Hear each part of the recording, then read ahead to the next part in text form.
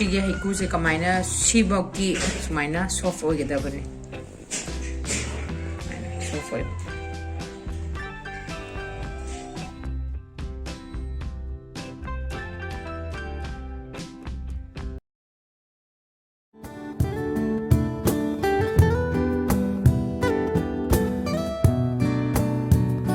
मैयामबु पांगबम चाक्संगदा तरामना ओक्चरी आइना ngasi तौदोरिबसे चिनी अंगांगबगा हैकुगा सेंबा चारने मपान लमददी मसी मुराबा आइना सु खंगनै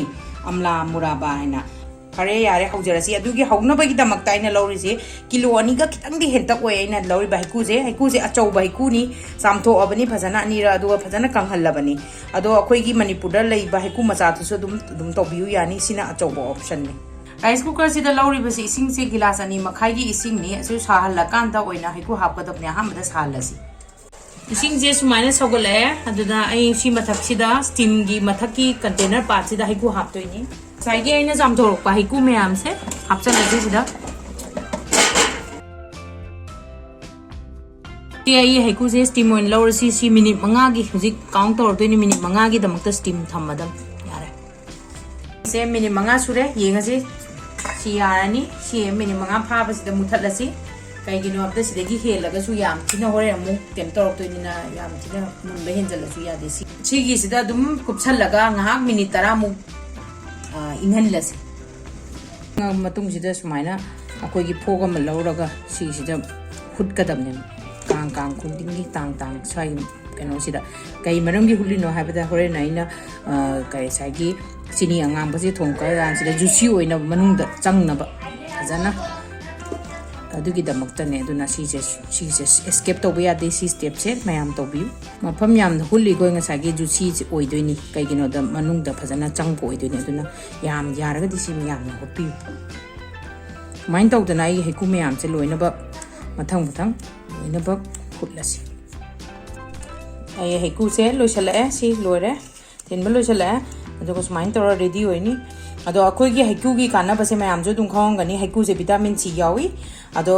मयामना काउबिरोइदबदि हैकुजे नोंगी खर खर चापियु अदुगा हैकु अमगा कोमला तरागा माने हैनरिनी अदुना नोंगमदा काउदबिदा हैकुजे खर खर चापियु मयाम हुजी हैकु सेंबा लोइरबनिना हुजी आइना लौद्रेसि चिनी अंगांगबा लौरे किलो अमगा पवा लौरे गुरसे चिनी अंगांगबसे अदो याम थुमनगे हायदि खर हेनबसु याय चिनी अंगोबना तौगेसु दुम याय चिनी अंगांगबै महुता अदो अंगांगबना तौबना मेन हेल्दी होय अदुना अंगांगबना यारगदि अंगांगबना दुम तौबियु हुजी आइना लौरिबा चिनी अंगांगबसे सुमाइना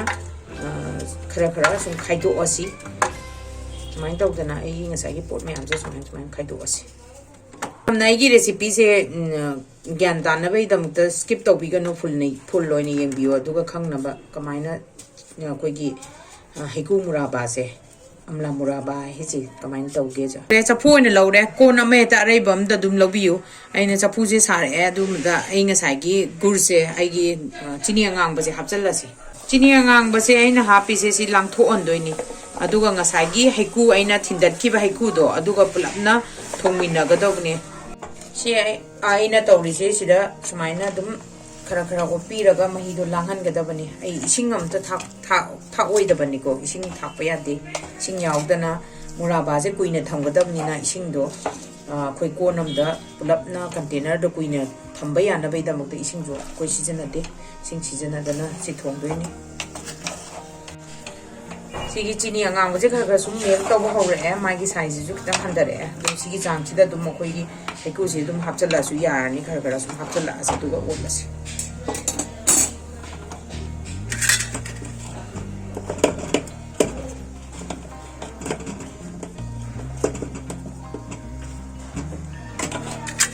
कोइगी येंगो चिनी अंगांगबसे फजन लांगथोरे तो फजन लांगथोराबनिना खरा सु दुम स्पेस सु लैरे अदुना अखोइगी अवात पाइ ngसाई हैकु सिंजे खरा गमो हापचलसी कोना चौबो लैरगदी अदुम अदुदा पुलप तौखिबा याय आइगी सिदि खंग वालमनिना आइना सुमाइनो तौरबो माइन तौदना फजन लोनबिदोनि चिनी अंगांगबसे हुजे आइगी चिनी आइगी हैकुजे चिनी अंगांगबसे लोइनबो मही लांगे सिगी स्टेज सिदा आइगी इलाइजी खरा लौरनी खरा थुगारगा इलाइजी से हापसे मनम नुसिनाबा अदुगा सीजे मही लांगपम मही जे पूरा लांग मतमसिदा गैस से पूरा लेथरगा तपना तपना थोंगनी अदुगा ngसाई चिनी जी यामना यामबनिना गुर से फजन यामबनिना मसी थुमबनिना अदु मया खानबे दमकता अखोय जे ब्लैक पेपर आई चामच तक खाय म खरा हापचगे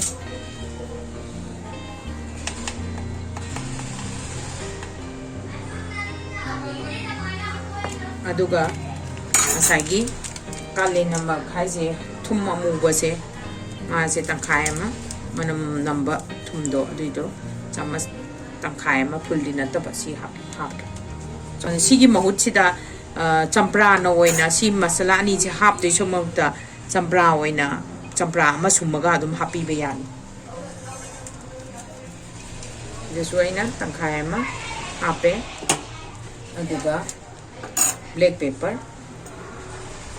अइना सिगी कोन सिदा यामंदना अमतन तौ याददना सिदा पुलप ओइना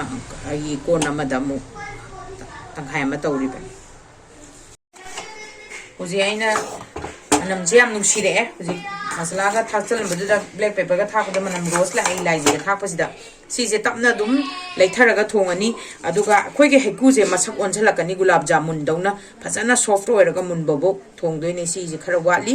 अदुना तपना दुम लोन गैस तो लेथरगा अदुम लोन गदबनी से आई हुजी सिंसे अमा लखलगी येंगसे अदो गुलाब जामुन दौना मसक सु ओले अदुगा फजना सु मुल्ले सिगी गुलाब सि पूरा मुल्ले अदुदा अखोइना फोक्सिना थिनकांदा पूरा सिगी स्टेज से सब चारे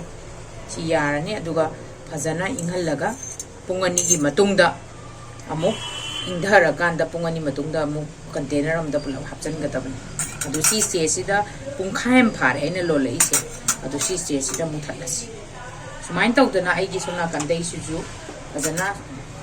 जिसु कन्ना तौरई सि चप मानना अदुम सिना कितंग मतम चंगखिनि कितंग वाली खरा तेंगना तौबनिना मसक से गुलाब जामुन दौना मुबसे सिगी चांग बोकने मगा बाहाई